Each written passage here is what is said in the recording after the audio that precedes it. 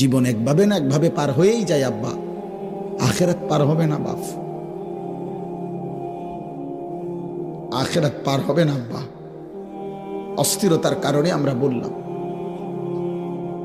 কষ্ট পাইবা, হাসলে কিংবা কাঁদলে, সুখে কিংবা দুঃখে মৃত্যু হয়ে যাবে, মরেই যাব আমরা আজ কিংবা কাল। নাম ঘোষণা হবেই, মাইকে এলান হবেই, আজ সে মরল, আগামীকাল আমি মরলাম, এমন আর কি। আমরা কিতাবে পড়ছি এক বুজুর্গ, এক আল্লাহর ওলির একজন মুরিদের সাথে নিয়ে উনি দাঁড়ায়া ছিলেন রাস্তার পাশে।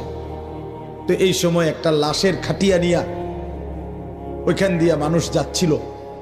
তো ওনার মুরিদ ওনার পিসা হুজুরের সামনে বলতেছিল, ওই আল্লাহওয়ালার সামনে, যে ইন্না লিল্লাহি ওয়া ইন্না ইলাইহি রাজিউন। আহারে কার জানি লাশ, আহারে কার জানি জানাজা, সে বলছিল আর কি। তখন আমরা কিতাবে পড়ছি, ওই বুজুর্গ সাথে সাথে চোখের পানি ফেলে দিয়ে বলছে, হয় তোমার লাশ নয় আমার লাশ।